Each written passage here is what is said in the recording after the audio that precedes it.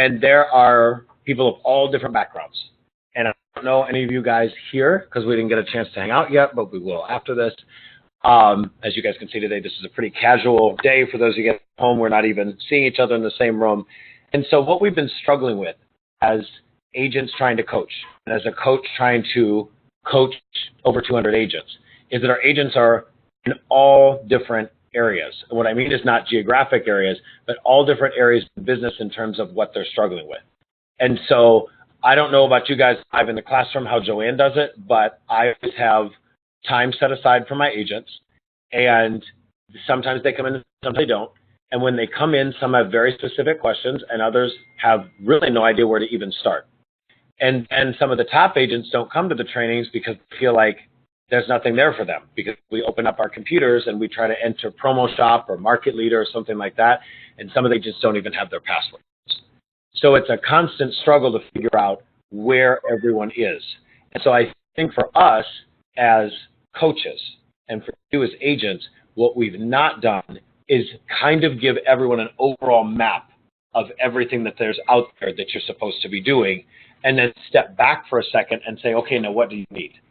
Where are you at? What are you missing? Because what we do is we have a training on contracts and forms, then we have an advanced training on building a team. And so they're piecemeal. There's no one giant document that says this is pretty much everything that you should want to do in your business from start to finish. And so that's what I've been slowly creating, because last year I thought I'd be really smart, which was actually really dumb. And I started a blog. And so the blog was just for my agents. And every time that we would have a topic, I would add to the blog and sections on that topic. And when I was done, I'd say, well, you can go look at the blog at any point. The problem was that wasn't spurring the right training. It wasn't spurring the right coaching questions. And I wasn't having the right coaching moments with my agents. So my hope now is what we go over today will help you guys in here figure out what you actually need from Joanne, and from you guys at home that you will be able to figure out what you actually want and need out of our training calendar, and what resources you're missing, and what things you maybe didn't even think that you needed that you actually are going to need. So what this is an outline. I've thought in the past about maybe putting together something that more looked like a training manual directly related to 21 years of kind of failing forward, doing things the wrong way, learning eventually the right way, getting some really good coaching later on in my career. But for the first 10 years in the business, I was completely lost. I did not get to exit until 2008. For the first 10 years of my business, the first 3 years, I waited at Coldwell Banker. No offense to anybody that's been at Coldwell Banker, but I waited at Coldwell Banker hoping that leads would fall from the sky. When they didn't fall from the sky, I actually learned how to prospect. But I really saw a lot of bad habits. By the time I got to exit, I thought I knew what a database was, and so I slammed about 10,000 email addresses into Promo Shop and shoved the newsletter out and thought that was my prospecting for the month. In the meantime, I've had benches, billboards, all that stupid stuff that spends all your money with no tracking. So over the years, I've done so many dumb things. I just don't want any of you guys to ever repeat any of that stuff. But just putting out a training calendar and telling what I know doesn't necessarily create the coaching moments and having you be able to tell me this is actually what I need. So out of the list of this 18 different topics, this is the topic or subtopic that I need the most. So what I'm going to ask you guys to do today, I'm going to send it to Joanne and the staff. I have an outline. This is the first time I've ever taught this, so this is actually not even really a training. This is more a needs analysis. What the heck do we all need to do? What do we need to do as coaches? What do you guys need to do as agents? So the title was very kind of run with it. I just kind of put it together because it's what's missing. Why are we not at 100%? Why are we not absolutely out there killing the game every day? So what is missing in each one of our businesses? And it's not just about lead generation. It's about team building. It's about financial. It's about health. There's so many different aspects to us as agents that could be going right or wrong. I'm going to be speaking at convention. You guys are the ones that know that. Those people on the webinar at home, and you guys for a half hour. Never have been asked to speak at convention that long on the main stage. I got like 5 minutes a couple years ago. Didn't really do that great, so I don't know why they're having me back. But they want me to talk about habits, about how you become habitual with certain things. And I'm going to talk about some bad habitual things as well as good, and be really transparent about it. Some stuff that I did wrong in my business and in my personal life. So hopefully for you today, you will see after we go through these 18 different topics, you'll come up with what you need in your business. And for those of you guys live in the classroom, you'll take it back to Joanne. Those of you guys nicely listening and watching online, you will take it back to me and to your peers, because I'm going to ask other people to be training and coaching us as well. So the first thing is your vision board. How many guys have a vision board? Because I was struck by a couple of our agents that are really, really good agents, and I can just tell they're not 100% in the game right now. And what we found out by having a couple good coaching moments was that there's no vision, that maybe the vision isn't articulated right, that it's not an actual vision board, that they're getting through their day-to-day, they're going commission check to commission check, but they're not 100% sure why they're in this business anymore or in the first place. So we need to create that. So raise your hand again on how many guys in here had a vision board. There's not a single hand raised. Okay, I really like vision boards. For those of you guys at home, we're doing a vision board party in September because I feel like we're kind of out of culture with that right now. We had a vision board party, I think, almost a year ago, and I can't even remember the last time I saw one of those in the office. So you have to have vision boards because every other step in here is very mechanical. This is the only true visual one, the visualization one. This is the one that's going to be, this sets the tone for everything else you're going to do. If you have no vision, if you're not excited to be in the business, you might as well go back to getting a 9 to 5. Like I have pictures of what I want. Yep. But I don't have it like actually. I have my desk, something that I know that I want in my house. Okay, and like a board, so you want it to be something that you can see all the time. All the time. And then it's going to go either at your house, at your home office, or at your desk at work. So on my LinkedIn blog, I have one, the picture of mine is actually a marker board because I write a lot of numbers, but then over the marker board are the pictures of the actual different, and I say the word things because a vision board should have financial stuff and possessions, yes, but it also should have relationships, spiritual, your legacy. It can't just be about material items. So the vision board is going to propel you to get out of bed and make those awful calls, 6 fires and Fizzles we're going to talk about in a couple minutes, do some of the other things out there, but we have to start with the vision board. So this outline, when I first started to put this together, this outline actually started with a business plan. And I'm like, no, we can't start with a business plan. That's too mechanical. We've got to start at the top. We've got to start at the top. I want to make sure that at home, that a couple of people are able to join that are still joining us. And then I'm going to get back to you. The Google Calendar, daily activities I have set it up. We're not talking about daily activities. We're talking about a vision board. We'll get back to that. Okay, so let's dive into my next topic, which at home, we have talked about data so much the last couple of weeks. I think some of my agents are ready to jump out of their skin. But here's what I'm finding out. Everyone, here's what I'm finding out. You guys do not have, and until about a month ago, I don't have my database set up the right way. How many of you guys feel really good that your database looks wonderful? How many people are in your database? How many of you don't have any idea who's in your database? They're not grouped correctly. You don't have birthdays. You don't have cell phone numbers. I got to be honest with you, I was very, very similar to that until fairly recently. When Market Leader updated Promo Shop. How many guys are in Promo Shop as your CRM? A couple of you? Okay. At home, everyone raise your hand, even though I can't see you at home. So when they upgraded back in last fall, November, December, it pushed some of my contacts out because they didn't have all the information. So all of a sudden, some of my people weren't getting my newsletter, and I depended on that newsletter. So what we know is there's 2 types of people in real estate. There's people that have that know a ton of people. I'm looking at one. I know a lot of people this one have been around a long time. However, I didn't have them in the database correctly. So that's the first type of person. The second type of person doesn't know anybody yet. Doesn't have the right database. Doesn't have a database at all. Maybe they're just not that social. Maybe they just know a lot of people that are probably not in the best financial position or not in the mood to buy. So we've got to figure out who you already know. And if you don't know enough people, probably none of us really do, then you're going to figure out who you need to know and how you need to strategize. So let's go over who you already know. Your personal sphere is in your phone. That's where it starts. No one ever told me that for the first 20 years of the business. You know why? Because my coaches were all older than me. No slam to anybody that's older than me in the room. But the phones have evolved so much that it was never a database. And all of a sudden now, what does your phone look like? Open up your iPhone or your Android, and it says first name, last name, email address, phone number, home address, notes, where you can put, spouse.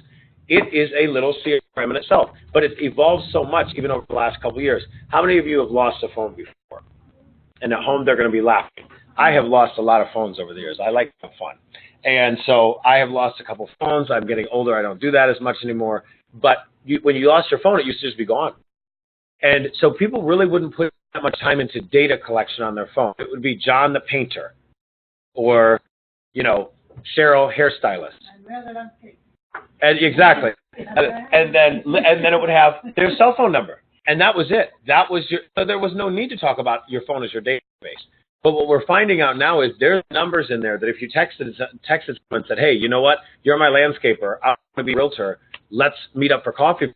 Let's have a conversation, see how we can help each other. Then, exactly. So that's the type of conversation you need to be having. Those people live in your phone. So some people come to me and they say, Nick, I don't have anybody. I don't know that many people. They may not, but they actually may. And they're just sitting in their phone with partial information. So the first thing you're going to do is download your phone contacts. So you guys don't know me here yet live in the classroom, but I love apps. I'm big into apps. So I'm on the weird borderline between Gen X and the millennials, like whatever they call us that are like on that in middle. So like I grew up where my family didn't have cell phones yet at the dinner table, so I can carry a conversation. However, by the time I got to like the freshman year of college, everyone had a cell phone, so I had to learn how to use one. So the nice thing is I kind of get the best of both worlds. Contact sync is the best thing I've found for the iPhone. How many guys are on iPhone? Okay. How many guys are on Android? How many guys are on Android? Okay. I don't care which one you're on because I've had both over the years. I used to have Android. My friends on iPhone got mad at me that I turned their conversations green, and so I got an iPhone. What I like about Android, for those guys that are on the Android, it syncs right up to Google Contacts. Everything is already in there. So for you don't have any of this syncing with the iPhone stuff. You go straight from Google Contacts into Promo Shop or almost any other CRM because Google Contacts is that good at this point. And so you sit there and just have a live sync. So when I did this, so I have an iPhone, so I had this one extra step. I had to go into Contacts Sync. Contact Sync. It's an app. It was $4.99. Best $4. Contacts, CONTACTS, Sync, SYNC. As an app. And so when I got in that app, I synced up my contacts on my phone, which is not, but a lot of them had bad, half an address, or, it was not all good data. And then it synced with my email, because what's your second sphere? Your email. Almost, how many people are in Gmail as your primary email address, or one of you? Okay, everybody in the room, I think. Almost everybody. Gmail is amazing. I'm a big fan of the Google products. I'm a big fan of the Apple products. So they don't always play well together, but this Contact Sync app seems to work. Once you get all your iPhone contacts, or if you're in Android, you're already in those contacts, into your phone, into your Google contacts, then you've got a much larger idea of who you actually already know. Because it's everybody you've emailed, it's everybody you've talked to on the phone that you put their number in your phone. And so you've got to kind of put those together. It'll sync it for you. So there'll be some duplicates. They'll figure that out. And that is going to be the baseline for those of you guys that are newer. For those of you guys that are not new, like me, when I actually finally started doing this, past clients was huge because I never really interact with my past clients fully. And what I mean by that is I maybe remember to send them a Christmas card, but most of the time I didn't even have their home address, even though I'd sold them the place. There was never a real setup of a database. And so guess what? Sometimes I'd drive down the street and I'd see that house for sale that I'd sold them with another realtor. And you know how mad that used to get me? And that's when I started to actually care about my past client list and treat them with the respect they deserved, reach out and touch them. You can't reach out to them if you don't have their information. You cannot reach out and touch them if you don't have their information. So a lot of us that have been around a while, you've got to upload or download, I should say, all your past clients from the MLS. Almost every major MLS system in the country has the ability to export your contacts as a CSV file from the MLS into, what are you going to do? Google Contacts again. So everything is ready to sync up with your promo shop, market leader, whatever CRM you're using. Okay? And then LinkedIn. A lot of people, this is not your first job. I've only ever been in real estate. So I have no other marketable skills. So you're looking at it. But most other people have been in another business before. So if you were in another sales industry, consumer industry, service industry, you may have been on LinkedIn. LinkedIn is a huge source of contacts. You can export all the contacts from LinkedIn. You just go into your profile and settings, and there's a button to do it. It takes about 10 minutes because they ask you to press a button. Then it sends you an email 10 to 15 minutes later, depending on how busy their servers are that day, and then you can download all those contacts. What that is that's all the people that probably may not be in your phone that you dealt with in your other job, that you had interactions with, you were trying to sell another product to because you were in another portion of the world, the business community. Okay? So that's LinkedIn. Then church, family, school, work. Who do you already know in different places that you see them every day? Who do you already know in different places that you see them every day or did in a former life, so to speak, see them every day? Maybe it's not the school that your kids go to anymore, but they're still around. If it's still a drivable distance, get in contact with those people.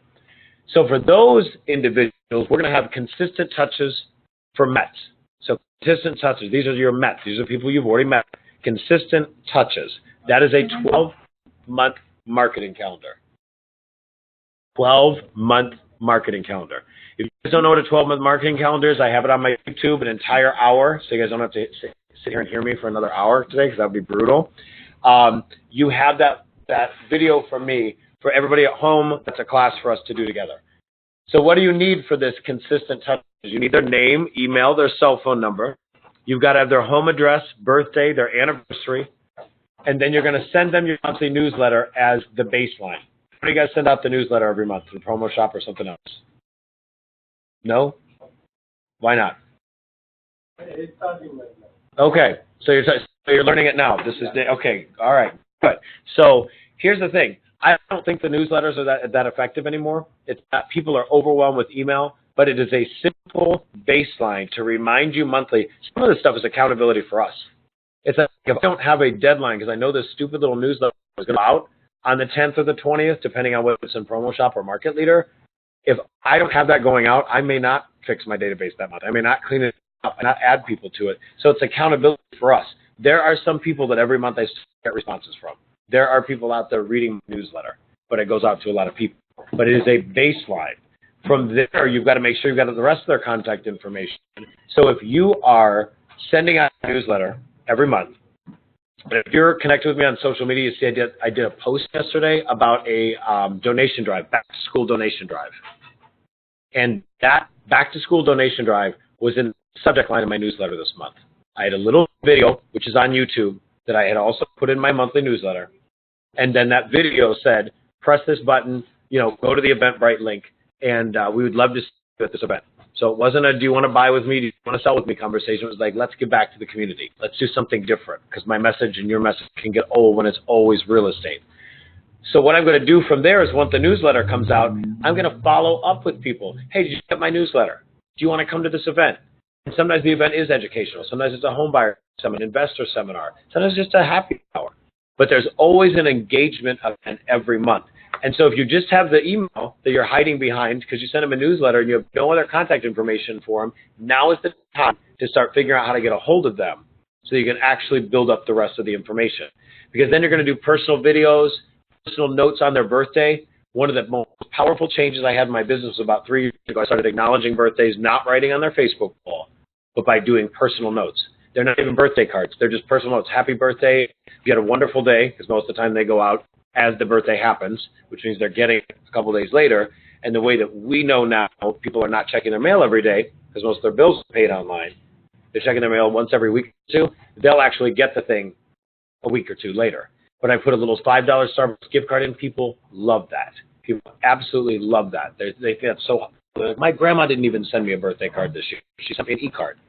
So don't write on their Facebook wall. Get their home address. How do you get their home address? Well, if you don't have it yet and you see it's their birthday on Facebook, don't write on their Facebook wall, as we just said. Text them and say, hey, you know what? It's your birthday. Happy birthday. Got a little card for you. What's your home address? What does that do? Now their home address is in your CRM. So you've got the ability later on to send them a newsletter, your fall greetings, whatever you're going to do the rest of your real estate career to engage them besides just e-blasts and e-newsletters. So I love leveraged events. I love things where I can get in front of a group of people and make them have fun, or educate them about the real estate or just catch up and connect with them.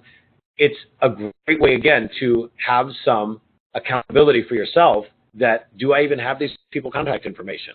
The first time we did a leveraged event as an office, and I said, hey, guys, I'm going to start texting people, and I'm going to call people. I realized that some of my past clients I didn't have a cell phone number for because their cell phone number changed. I didn't have an email address for that was correct anymore. I definitely didn't have their home address. I'm like, wow, there's a lot of gaps in my contact list. I wouldn't have known that just staring at a spreadsheet, an Excel spreadsheet. I had to actually physically have something to invite them to. And I hate cold calling. Do you guys hate cold calling? I can't stand cold calling. So don't tell Joanne I told you not to cold call. Because I love cold calling. This is being recorded. But I can't stand that stuff. It just drives me nuts. I want to be able to provide some value. And this is the warm part of the database. We're going to talk about the colder parts of your database later, expireds and physicals. But there's ways to provide value for them too. Check into their needs. One of the best things that I was taught, I've been part of 2 coaching programs. One is Brian Buffini. So if you guys were in Peak Producers or any of that kind of stuff from Buffini, I've done that as a student, and then I became a trainer and mentor for that.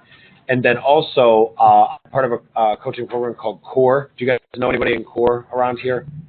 Really, it's kind of like a higher level, very expensive, kind of awful at times coaching program, but it's extremely intense with your database. They want you on the phone. They want everything in there synced up right. Very, very intense and a lot of accountability. What they taught me in CORE was you should be calling people to say, hey, how's it going? What do you need? What do you need in terms of vendors? You know, do you have a good dentist? Do you have a good this or that? Because you're trying to build relationships with them where they're going to call you for other stuff. It's not just, hey, I need to sell my house. Hey, do you have a good dentist? Mine skipped out. Mine's not good anymore. Or my lawn service crapped out on me. Do you have a referral for me? Building that network, because also that's hopefully that person that owns that lawn service is going to work with you as well. So this is why you need to check in for the need to be a resource. Now let's talk about habit mets. There are a lot of agents out there who don't know a lot of people yet. They're newer. Maybe they don't love being social. Some of us do. If you've ever taken the DISC test, not everybody's a high I or a high D. So what do you need to do to prospect for people you don't know? These are the habit mets. Okay, this is a long list. This is why we're not going to sit there and break down each category. This is the request list that you need to start circling. Hey, Nick or Joanne, for you guys live in the classroom, we need help. This is what I don't know how to do, or this is what I'm doing, I'm not getting the right results. What do you need to do to be better? What are we missing? That's the whole title of this. What are we missing? So open houses. Are you doing them and you're not getting results? It's probably because there's no system there.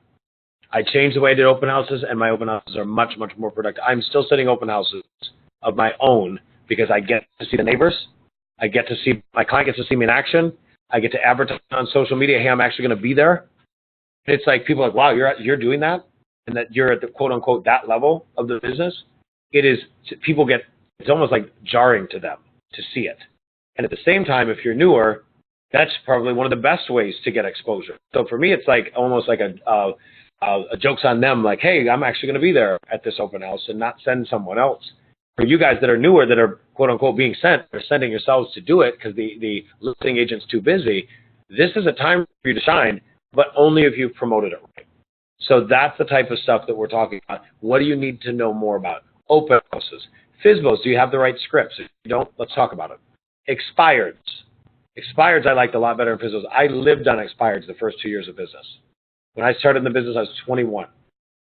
And actually, no, I was 20 because in Indiana, where I started before I moved to Chicago, you could be 18 and get your real estate license. So obviously, none of my friends were buying. So for my agents that are like, oh no, you're 41 now and all your friends are rich. Well, number one, all my friends aren't rich. And number two, when I started the business, I thought they're calling expireds. That's how I ate the first 3 years of my business. So if you guys are waiting for your friends to turn rich, you might go broke trying. And if you guys are waiting for the leads to fall from the sky, you will go broke trying. So please, in the meantime, let's start focusing on the habit mets. If you aren't in the same boat as some of us that are quote unquote older in the business, and what I mean by older is we've just been around in the business a long time. It's not about the age. It's just that we physically have been in the business longer. So for habit mets, door knocking. Any guys ever done NASB's knuckles? Door knocking? Okay. NASB's knuckles or something like that. Just go door to door and introduce yourself and hand out your business card and try to get their contact information. Keep a little spreadsheet in your phone if you're a spreadsheet dork like me, and just like, hey, I went to this house, I didn't go to that house. See what is in the MLS as far as like data resource. Do you guys have, what do you guys have? Realtor here? What is your like data mining source here through your MLS?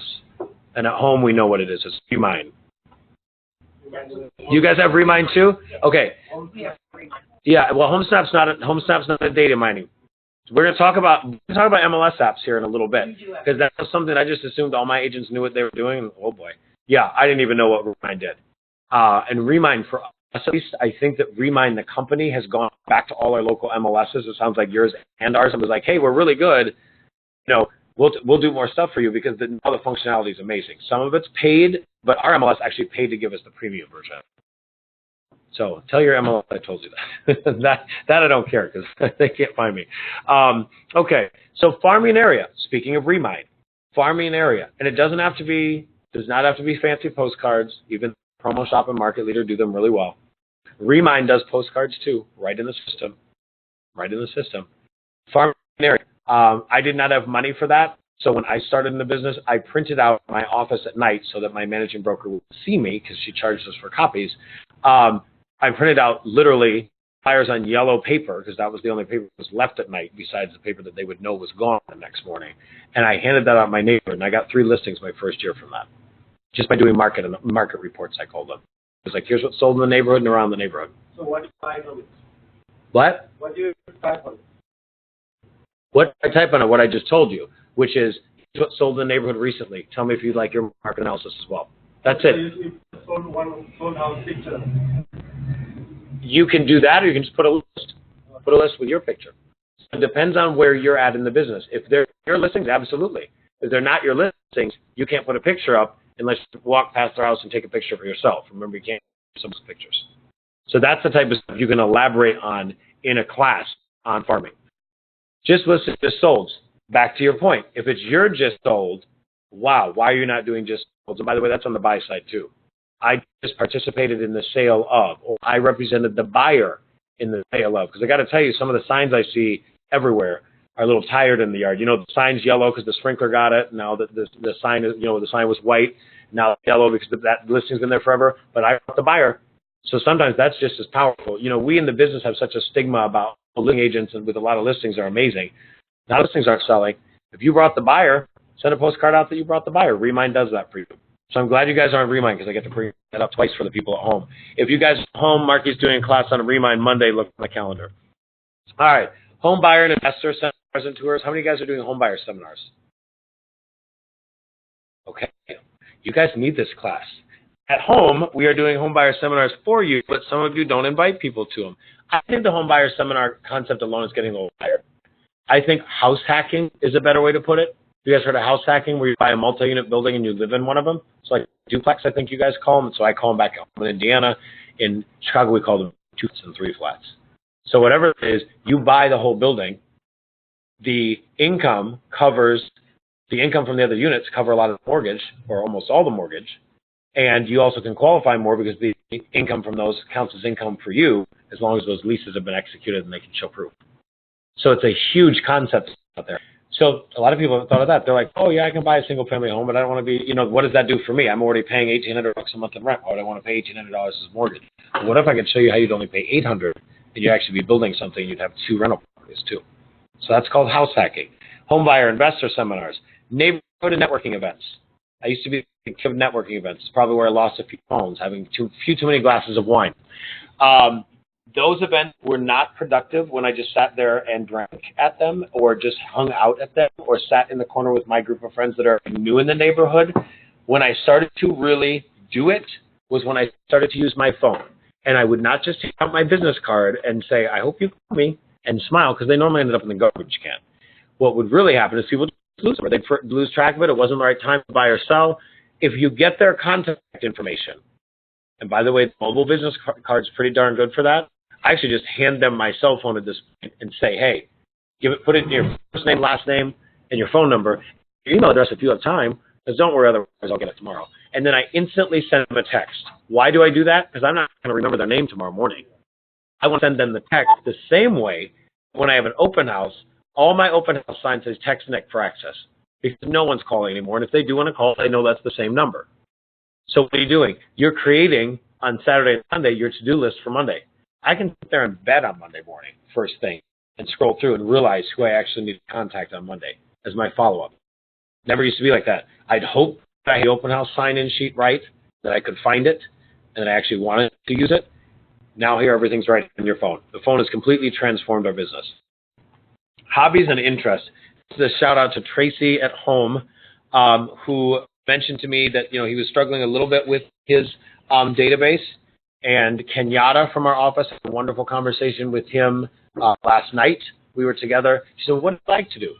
And I've never asked that question of our agents. I'm too busy telling them what to do. And she said, "Well, what do you like to do, Tracy?" Tracy told us some of his hobbies. So what do you like to do? Because you're going to be a much more natural, fun networker if it's actually about something you like to do. So it doesn't have to always be about real estate. The worst thing you can do is go to a real estate function with other realtors there. Now, exit agents, maybe that's a nice time to recruit, but I have looked at agent schedules that all their stuff is real estate industry. I'm like, well, that's interesting, because I guarantee you there's probably not a client there unless you want to talk to the wait staff, which is cool because the wait staff may want to buy from you. There's only one or two of you and there's 40 of them. You're 4 realtors in the room. Don't do that to yourself. Go to networking events that are in the neighborhood, that are a hobby that you're interested in. Just go out with a couple of people that have like-minded interests. Hobbies and interests are huge for Habit Mets. Follow-up plan for Habit Mets. This is where my office is struggling. Are you guys struggling with this too? What do you do with the Habit Mets? So Habit Mets, it's lead funnels and it's scripts. I say KISS here because a lot of people, the minute you say scripts, they're like, oh, well, I got to memorize that. No, you don't. Make it really easy. But your Habit Mets, that includes people like Zillow, Realtor.com, people that you just met at some of these other networking events that you just really have met, like met and had a conversation with more than 5 minutes. I haven't met as someone that's a really weak connection or there has been meeting at all. Those people have to be treated a different way. You can't just send them your monthly newsletter and invite them to an event. That's got to be more of a hands-on relationship at the beginning. Anybody that's asking you about real estate, anybody that came to your open house, anybody that inquired on one of your listings, anybody that came to your home buyer seminars or investor seminars, those people have to be loved on a lot more at the beginning. So there has to be 5 to 7 touches across 3 or 4 different types of media: phone, text, email, maybe even a video to spruce it up, spice it up a little bit. There's got to be 7 touches. I have agents, including myself, that get leads from sources like Redfin, because we're partner agents. We're going to talk a little bit more about that later. They go in and they're like, oh, those leads are garbage. The Op-City leads are terrible. Well, first of all, there's a methodology why certain companies send you bad leads first, so they weed out the bad agents.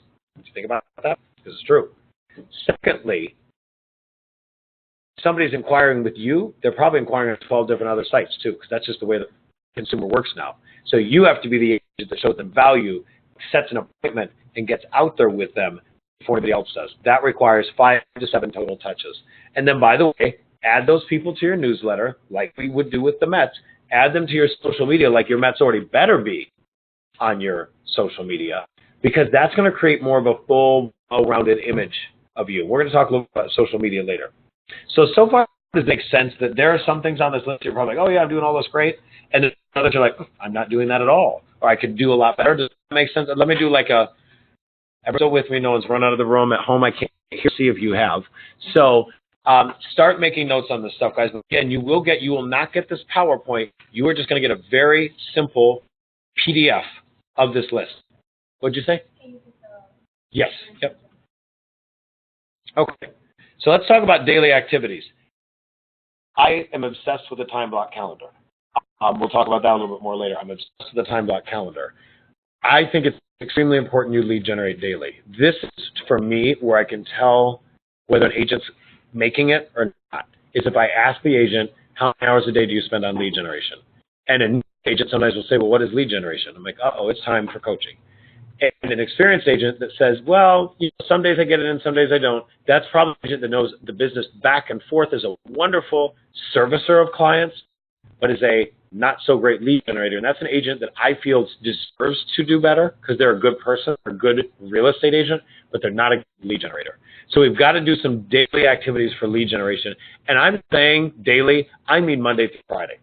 I mean Monday through Friday. Depending on your schedule. Are you guys all full-time in here? Some of my people are not. Some of my people are part-time, so that may look a little differently for them. I personally lead generated even when I was part-time, so there was a portion of my real estate career towards the beginning. There were 2 times that I called it the dark days. The first dark days for me was like the beginning of my real estate career was a mess, and I was also in school full-time, and I had another job. So there was no time for any fun. And then when I finally had time for fun, I had no money. And then the second time was once I thought I had everything figured out and put together, the real estate market crashed. When the real estate market crashed, then it was really bad for a while. So I learned at that point that the only way I was going to make it was to daily lead generate. The agents that were giving up and getting out of the business weren't lead generating daily. So what do?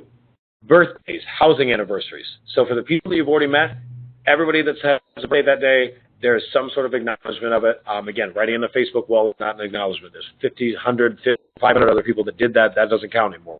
Housing anniversaries, what are you acknowledging? And are you just posting it on social media? Or are you actually physically going over there with a gift, reaching out and calling them, doing something a little bit maybe out of your comfort zone? Yes, takes 5 to 10 minutes.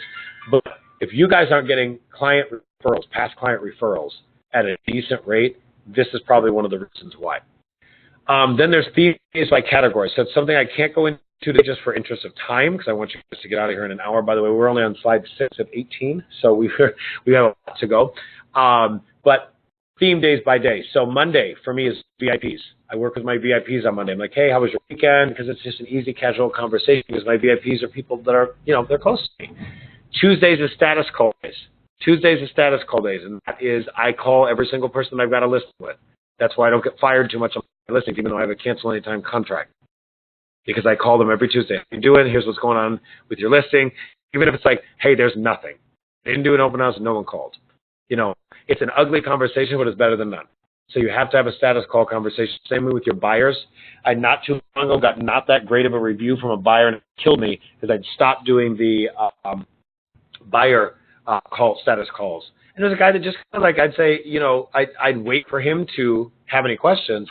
He didn't really have any questions. We also felt like he just was in general not educated about the process. Even though I had videos and all this other stuff, he wanted that personal touch from me. So I learned from that. So those forward conversations. Wednesday, by theme, is your current clients. That's your hot leads. That's your hot leads. Not your current clients, I should say. That's your hot leads that are potential clients. And there's also your cold leads. So if you don't have a lot of hot leads, go to your old leads. So if you guys are in Zillow and Realtor.com and anything else where you've got some old leads, scroll back in your old emails and text. You'll be shocked what happened a month ago that you forgot to follow up on or could follow up again on. So that is hot and cold leads. Thursday is your past clients. Thursday is your past clients. That's when you reach out to people that you don't consider your VIPs, but you did sell them a house. Where are they now? What are they doing? And then Friday is what we call business builders. That's your aspirational day. That's when you go over to that insurance agent down the block and say, hey, I want to network with you. Let's exchange, some information. Maybe talk about doing an event together. Those are those like leveraged opportunities. And in all of these conversations, you're going to have what are called forward conversations. That is family, occupation, recreation, dreams. Again, that's family, occupation, recreation, dreams. All right? And then appointment setting and asking for referrals. Appointment setting and asking for referrals. I don't start the call with, hey, how are you doing? Can I get some business? But I darn well by the end make sure to remind them in one way or another, unless the call goes on a tangent, that, what else can I help you with? How are you doing? Is there anything I can do to help you? Let me know if there's anybody that's looking to buy or sell. That's what I do. Have a great day. Click. Family, occupation, recreation, dreams, and then ask for referrals. Social media. This is my favorite. This is my go-to. This is a lot of our agents' go-tos. This cannot be all that you survive off of. However, I will tell you, I still get a lot of my business off of social media. How many of you guys get a lot of your business off social media? Okay, you do? Yep. So let's go through the list. Something that you can talk with Joanne about if you're here. If you're at home, you know to talk to me, and you have Marky, who's an incredible resource for all of you. Between the two of us, if you're not on social media and killing it, you are not engaged. So let's work on it. Facebook, the old standard. Facebook is still popular with certain people. There are kids getting off it. There's some millennials getting off it. They don't like the privacy issues. Jump on Instagram. They're huge on Instagram. The celebrities are on it. The athletes are on it. Instagram by Facebook, however, that's where everyone's on. So you go on all these places. So I am posting the same or slightly different content on all things because I have different audiences looking in different areas for my stuff or looking at general feed. Facebook and Instagram, I would be amiss not to mention the stories because it's really hard now to get your Facebook post to really trend or your Instagram post to get a lot of traction sometimes, depending on whatever their algorithm is for the day. But your stories tend to stay at the top for that 24 hours they're there. So use the stories. If we are not connected on social media, connect with me now. It's at Nick Libert. You have the first half of my name right there on the chalkboard. I'll spell the second half at the end. LinkedIn. LinkedIn is not just for jobs, guys. And I sit that, and some people still like, what? You know, that's a job site. That is a business site. There are people going on and looking at you, looking for your profile on LinkedIn, and they're not looking for a job. They're looking to see what your job, you know, how you're doing at yours, which is real estate. So you have to have a good LinkedIn profile. Why like LinkedIn? You can export the contacts on Facebook and Instagram. YouTube, everybody hates doing the videos. I'm not the only one that feels like my face gains 5 pounds or 10 pounds. We all look, you know, older and tired in our YouTube videos. YouTube does work. If you don't want to be the star of the video, find a nice mortgage lender, find a title company rep, find somebody else that wants to be the star, or at least will sit there with you. You guys have a beautiful office in here at home. We have about 10 different places that film well in the office. Get a $30 tripod, if you guys don't already have one in here, and start filming some videos. My videos are awful. However, I have lots of them, and people go, wow, you're always posting content. I appreciate the value. I don't think they work half of them, but they see them coming, so they know that I'm doing something. What are my competitors doing? Nothing. I have a competitor at home who used to work for me at my team, and some people are going to laugh on this call because they know what I'm talking about at home, that now is on Instagram, has tons of followers. I think this person paid for some of them. However, this person, all they post about is like basic workout postings. All it is like shirtless stuff. You're like, oh my gosh, it's great that you're a fitness coach. No, you're not. You're a real estate agent. You have to be conscious that you're a real estate agent. However, you also can't sit there and post anything but houses. This is not HGTV either.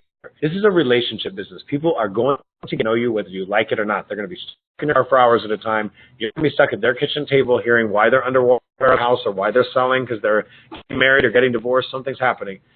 You're going to find out who they are, and they're going to find out who you are. Especially, they're going to find out who you are. Be real on social media. Be authentic. But also mix in. Do, you know, like puppy. I always say, like, there's puppy, house, you know, child, or something like that. There's an equation of what your world. So I am into fitness, so you'll see like a picture of running, like sunsets and sunrises. I like plants, and then I like a house.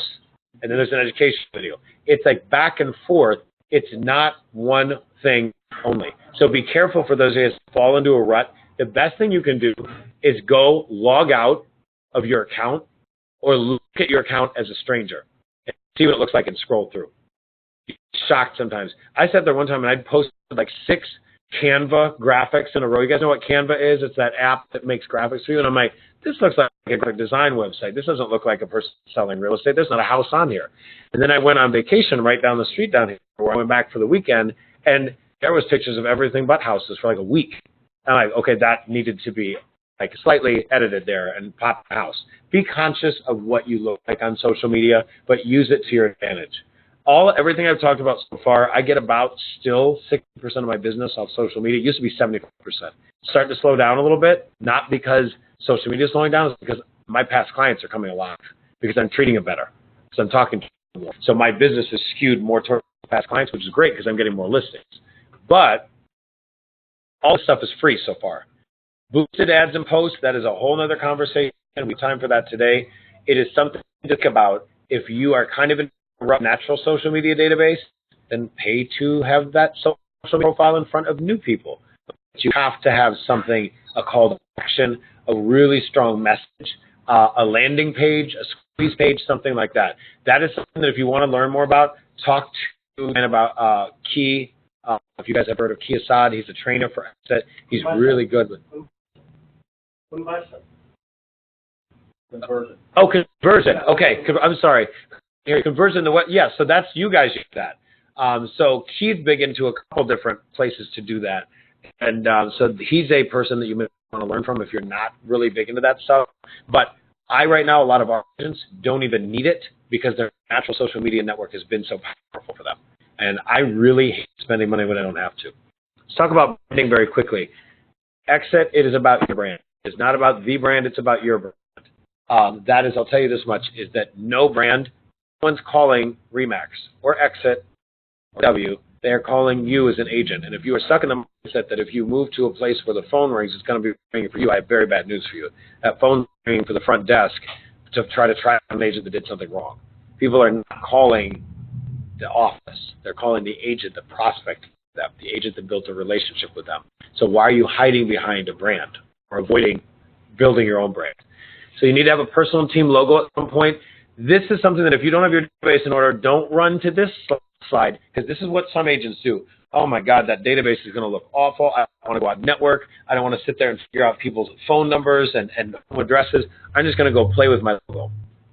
No one is buying a house because you have a logo either. But over time, if you've done the other stuff, it is time to build a brand because people notice it. Fresh headshots, your domain name. Those of you guys that don't have a domain name, get a domain name. Costs $10 in GoDaddy. A nice email signature, so that email signature is valuable real estate. I have videos in mine.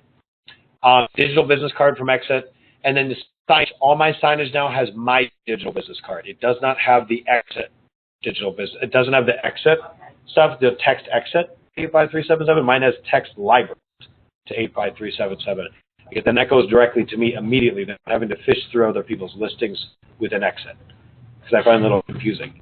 So next time you have a go around where you order new signage, think about that.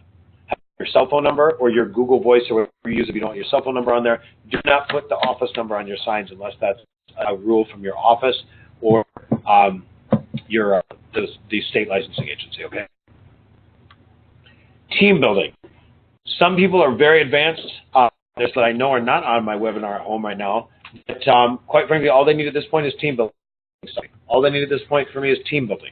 And so what that is do you get a licensed assistant? Do you get a licensed assistant? How does it look? Team agreements, pay and tasks. I have a whole thing on this. Weekly team meetings, tracking evaluation, hiring strategies, how to retain them. How many guys have used this test, taken the DISC test? You guys, if you would like to find and take it again or use it on other people, I have some agents that even use it on their clients. Go to Tony Robbins free DISC test. Tony Robbins free DISC test. Google it, DISC. Those guys that know what that is. And Tony Robbins is a free one because I love free, and you should too. I'm talking about money in a second, okay? Making good time here. Accountability and goal setting. How many of you guys have a business plan at home? You better all raise your hand, but I know some of you have not looked at it in 6 months. Okay, some people here did raise their hand, some people did not. If you don't have a business plan, this will help you extrapolate things that you need to add to the business plan. If your business plan is filled with stuff you don't want to do, I got to be real with you guys. I still have FSBOs on my business plan. Do you think at this point, when I just told you I hate cold calling and I don't like rejection because I'm a high personality, that I'm going to knock on doors of FSBOs? You don't know me in this classroom, but I'm not a very good liar. I'm not going to do that. I think some agents should do it because they have a terrible small database and they're not prospecting right. Somebody's going to have to do it. If you're hungry enough, you'll do it. And I've got some good strategies for it.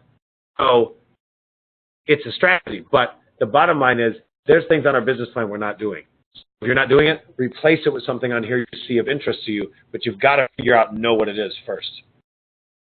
411. Oh, time block calendar. I'm massive of us. How many guys have a time block calendar? How many follow the time block calendar? Thank you for being honest, because I'm the same way. Oh, yeah, I get up every morning at 6 and 5. I do get up. I'm very consistent with getting up. What I do after I get up is questionable. I get up, I get to the office. So I do. Have you guys ever read the book, The Miracle Morning? One of the best books I've ever read, The Miracle Morning. I cannot remember who the man is that wrote it. I think his first name is Hal. But The Miracle Morning is absolutely amazing. I harp on it to my agents. You guys are probably sick of hearing it at home. I don't care, because it was just so impactful to me. Because I was a night owl. And it's just like my business was in the right place. My mindset was in the right place. I go to the gym at like 10 or 11 at night, and I'd be falling asleep. And I changed my mindset, and now I get clients because my clients see me up and out. It's the weirdest thing. So that part of my time block calendar works. What I'm still working on is then I get to the office, and I turn on my computer, and it's like life gets in the way. Something always is there to mess with you. So if you can time block and do it at least 3 out of 5 days a week that you get 2 hours of lead generation in, you will be in a better spot than most everyone, including me. Because I get about 2.5 days for 2 hours a day. And it's doing pretty good. But if you could get 3 or 4 days a week, that would be amazing. 2 solid hours of lead generation and prospecting. So that's the time block calendar. I have a whole blog on that on LinkedIn. It's good. Oh. All right. Great. 411, that is something I'm not going to go into here because that's something we do at home, but it is on my LinkedIn blog too if you want to know like accountability, goal setting, yearly goals, monthly goals, weekly tasks. It's one of my favorite things we do every Tuesday in my office. If you guys aren't doing accountability together and have an accountability partner, start thinking about it. If you guys are at my office and you're not attending 411, I want you to. It's amazing. Greatness tracker and lead tracker. All those are essentially is a spreadsheet saying, and imagine, I mean, there's all different versions. You can Google core greatness tracker and core lead tracker. Those 2 different Excel sheets. You can adapt them. You can adjust them. You can write down in a notepad. I have mine on Google because I'm a spreadsheet nerd and I like stuff on my phone.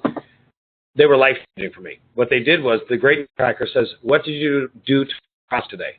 Because I'll sit at my desk for 2 hours. I told you I was there. What am I doing?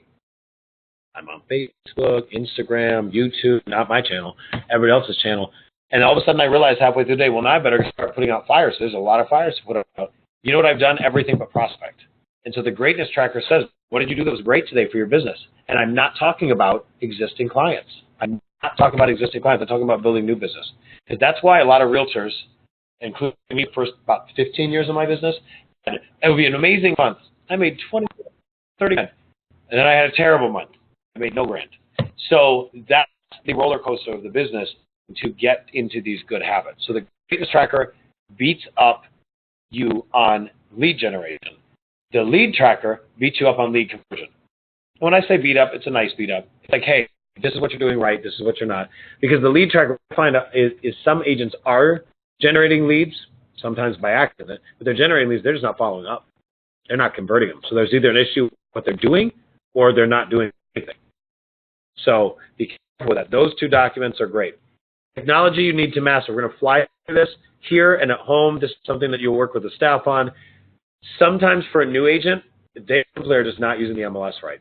I met a really great agent the other day that's done a wonderful job of lead generating, very, very on top of it lead generation-wise, was sending searches manual in the MLS, did not know how to set up an auto prospecting search. And that was not the only agent I found out within like 5 minutes of each other were doing that. What does that mean? That means we need more classes.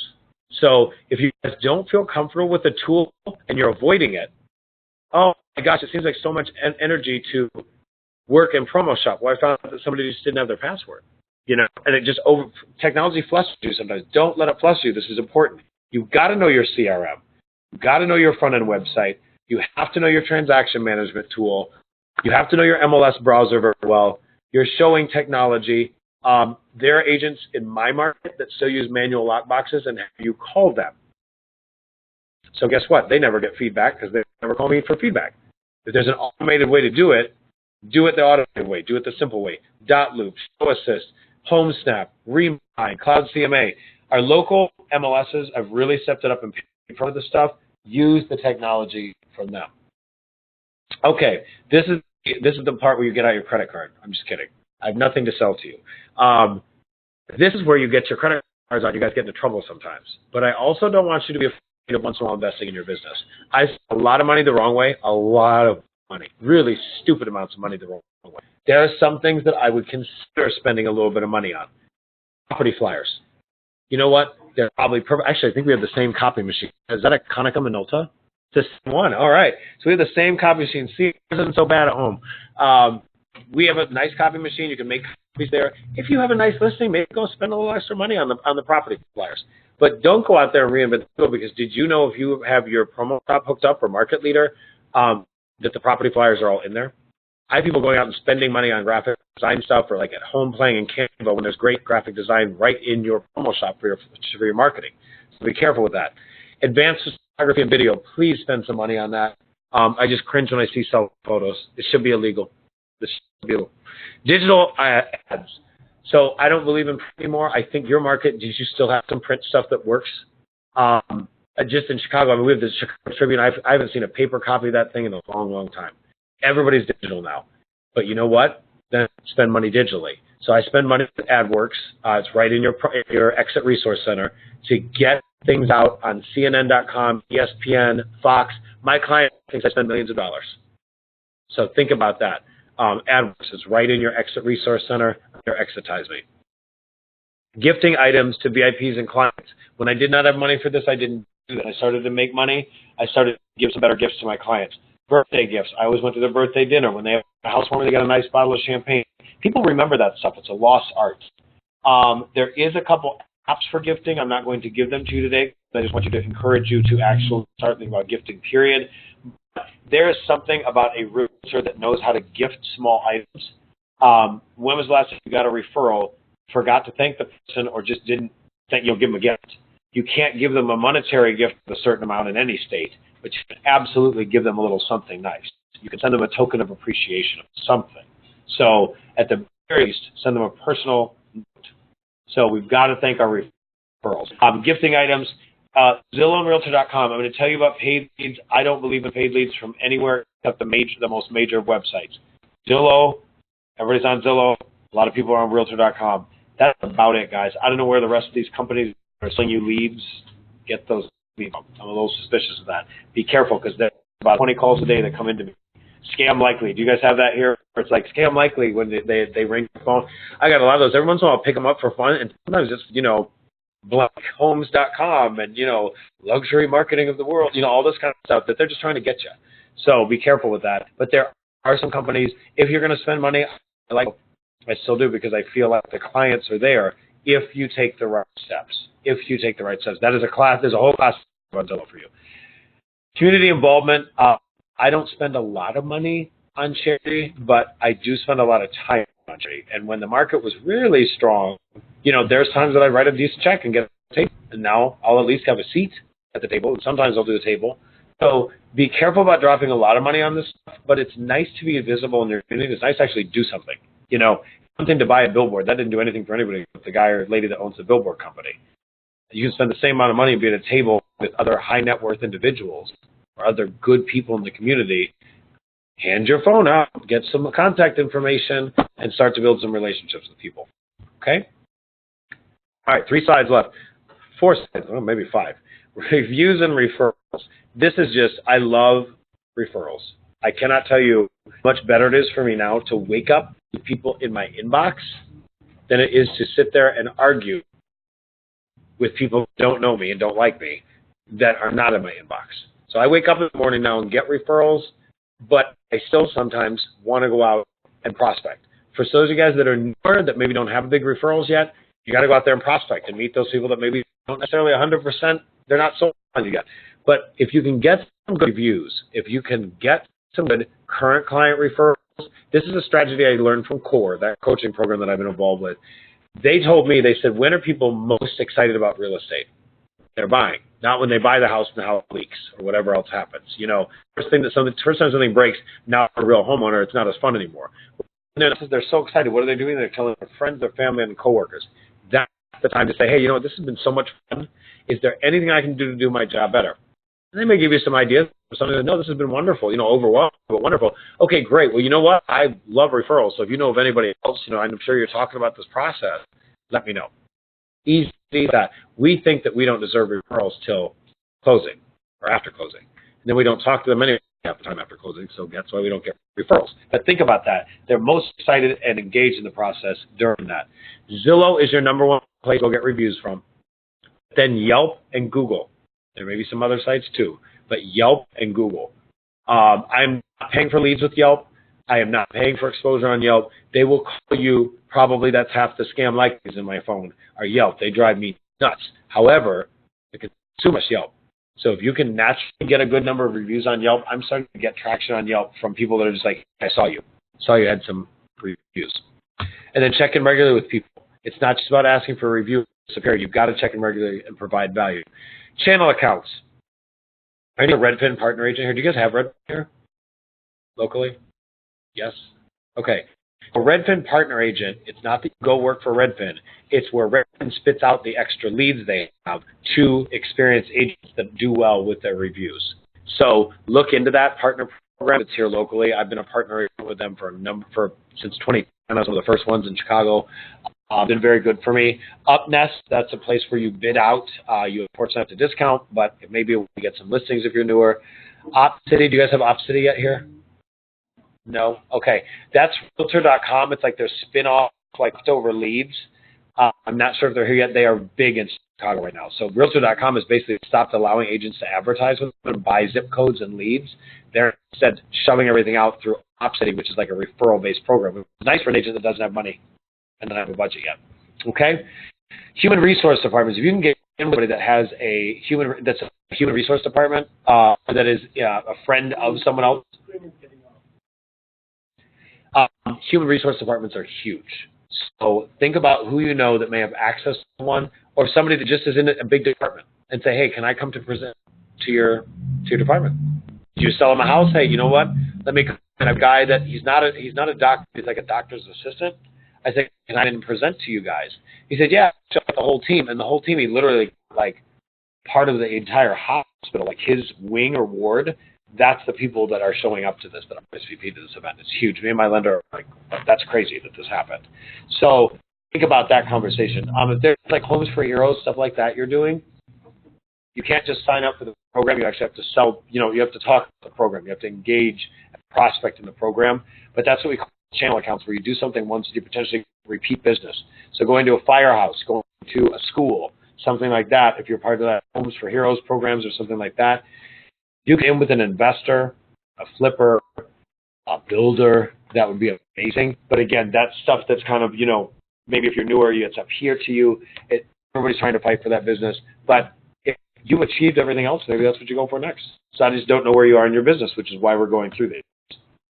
Realtor designations, industry referrals, it's something to think about. I have a couple designations. They didn't necessarily get me business from my existing database. My database was like, oh, wow, you got your CIPS, or you got your RSPS designation. That's amazing. Now I want to work with you more. But what it did happen was it did build me a network of other CIPS, other RSPS designees around the country. So I added to my database. I started to work with them, and I've gotten some good referrals out of it. Go to Exit Convention. I get probably most years 2 to 3 deals. This past year I got 3, and I still may close another one before convention happens. I obviously paid for more than my trip by going to Exit Convention. But you don't just sit there at convention and drink beer and hang out and eat the popcorn. You physically go meet as many people as you can. You connect with them on social media. You add them to your database and follow up with them throughout the year. It's a relationship like any other. Same way locally with YPN, WCR, necessarily maybe for referrals of other realtors, but maybe for other realtors to potentially join Exit. Almost done, guys. Realtor designations we talked about. Long-term leverage, sponsoring into Exit. I just hinted at it. That's why this slide is next. If you guys are not sponsored to Exit, you're missing out on a portion of this. My vision when I joined Exit was that eventually I would step out of being a sales agent. I just fell back in business. I started doing something like better, I guess, doing more of the right things. So my business has been more fun for me. I'm not having some of those cold calls and awful stuff. I'm making a lot of money on commissions. So I don't want to get out of business. However, I like to other people. I like mentoring. So I have a 6-figure sales business and I have a 6-figure residual business. If you guys are not running your second business, your residual business like a business, if you don't have a game plan for that, a business plan for that, at least a couple cheap outline PowerPoints like me, something to think about strategically how you're going to do that, it may not happen, which then it's like, well, you just took away some of the value of Exit to yourself. Not enough agents are sponsoring Exit. That, for me, is a second figure income. This year will be closer to $150,000 than $100,000. That is a lot of money that I did not count on. But I came to Exit 4, but I didn't have a plan. When I put a plan in place, it started to happen. So hiring team management. If you are starting to run a sales team eventually, maybe you want to step back. Maybe you want to be like the CEO of your team or hire a CEO and be more like just a visionary. There are people approaching that point in Exit. Watch Chad Schwindelman from Minnesota. Watch him. I think he's going to start to maybe do more mentoring and coaching around because he's just kind of figured it out. and he's got some really good people on his team that may be good management candidates. So hiring some team management, expansion markets. Maybe you guys want to drive together into Long Island. I'm not really sure what is workable or not. I know there's a couple of agents that do the city and Long Island. That's what I call an expansion market. I'm in the city of Chicago. I also do the suburbs. There's a couple of suburbs I actually prospect to a little bit. So that's expansion market that's drivable. The crazy version of that is I am also going to get my Florida license or whatever the example is. I'm not currently doing that yet. I might someday because Chicago winter was cold last year, really cold. But you may decide that you're going to be a snowbird, or you've got a second house, or your mom and dad are somewhere. Consider maybe getting your license there. But there's a lot of, not risk to that, but there's a lot of waste to that if you don't do it right. So at some point you may see an expansion class for me because I'm seeing people do it the wrong way. And it drives me nuts. I got a couple in my office doing it the right way, and I love it. Counting the money. Second to last slide. This is where people really start to go, ugh, this is the bad stuff. This is quite very transparently the slide that I need to out and put in my bathroom mirror in the morning so that I remember to do it. This is where I'm falling off. I make decent amount of money. I generate. I recruit to the company. I just don't track and spend it right. And anybody in my mouth knows that. This is where I'm falling off. So everybody's going to have a slide that they need to focus on the most. That's the whole point of this. What's slide Achilles heel? And then there's some other slides that, you can, literally sit here and kind of rearrange these slides and say, this is the one I need to focus on most. These are the ones that I'm okay at, the ones I'm really good at or don't care about. This is my slide. This is the bad slide for me. Counting the money. A pay log. Do you even know where your deals are coming from? A lot of the agents that I see there that I coach that are not an exit, that do these little agent report cards that have no idea where their money's coming in and out from, they're like, I don't know where my deals come from. Well, then you don't know where to focus your time and refocus your time. You have to have a pay log to figure out what you're making and also profit and loss statement to figure out what you're spending. I spent $1,500 a month with Zillow for years, and I spent $1,000 a month with Realtor.com for years. I broke even on it. If you had asked me 5 years ago what a lot of my business from, I'd tell you Zillow and Realtor.com. No, I was breaking even on it. My business, even back then, was social media and referrals, but I didn't know it because I wasn't tracking it. So it felt like, because I spent the majority of my time chasing my Zillow and Realtor.com clients, I wasn't very good at following up with them. Of course, a lot of them didn't close. I spent so much time with them, chasing after them, that I thought that's where I was making money. But in reality, when I did my first statement, I figured out the vast majority of my money was coming from referrals and social media, which cost me some money.